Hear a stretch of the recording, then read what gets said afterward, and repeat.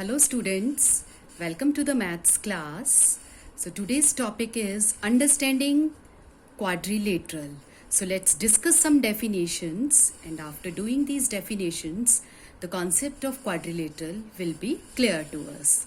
So first definition is plane surface. See, look at this piece of paper. This is the best example of plane surface. On this plane surface we can write anything. So plane surface is a paper is a very common example of plane surface. Now the second definition is plane curve. The curve obtained by joining a number of points without lifting a pencil from the paper is called plane curve. So if we draw a circle, so here this curve is obtained by joining the number of points without lifting a pencil from the paper. So this is called plane curve. We draw it without lifting a pencil or pen. So this circle is a very common example, very good example of plane curve. Next definition is simple curve. Simple curve is a curve that doesn't cross itself. It doesn't cross itself. See, if I have drawn this figure, it's a simple curve.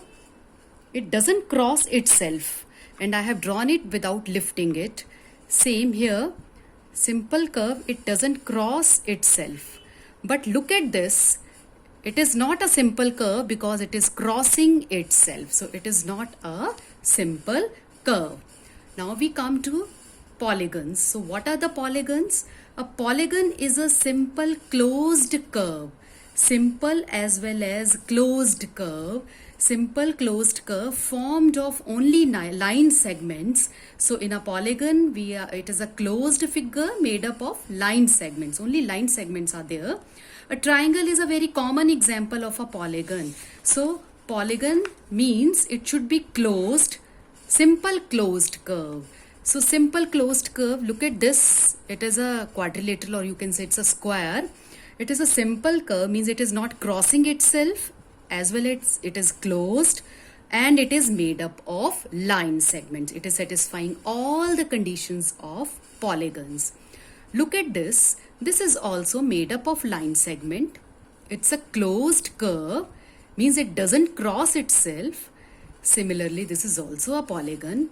But if you look at this figure, it is not closed, made up of line segment. No doubt, all in this figure, all these are all line segments, but it is open from here, so it is not a polygon. So in this figure is crossing itself. So as per our condition of the polygon, we have that the polygon should be simple closed curve. Simple closed curve means it doesn't cross itself, but it is clearly, this figure, it is crossing itself. So it is not a polygon. It is open from here. Moreover, it is not a simple closed curve, right? So now we come to the classification of the polygons. Classification of the polygon basically depends on the number of sides. A polygon is said to be triangle, quadrilateral. These are all types of the polygon. Polygon is said to be triangle, quadrilateral, pentagon, hexagon, heptagon, octagon, nonagon, decagon, according to as its number of sides. If we have a three-sided polygon, the name of three-sided polygon is triangle. Four-sided polygon is called quadrilateral. Five-sided polygon is called pentagon. Six-sided polygon is called hexagon. Seven-sided polygon is called heptagon, and so on. Like 10-sided figure, it is called nonagon. So it depends on the number of sides. So a polygon is said to be triangle, quadrilateral according to their number of sides.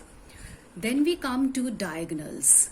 So the definition of the diagonal is the line segment joining the two non-consecutive vertices of a polygon is called its diagonal. See, if we talk about the consecutive points, P and Q, they are consecutive point. P and S are consecutive.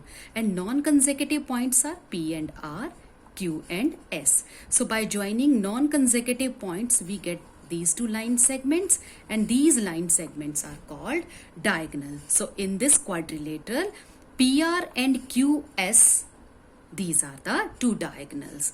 Look at this figure. A, B, they are consecutive. A, E, they are consecutive, but we have to see non-consecutive. A and C, they are non-consecutive vertices. By joining A and C, we get a diagonal. B and D, they are non-consecutive. By joining B and D, we get another diagonal. Similarly, by A and D, E and C, so we get the diagonals by joining two non-consecutive vertices of a polygon. Thank you.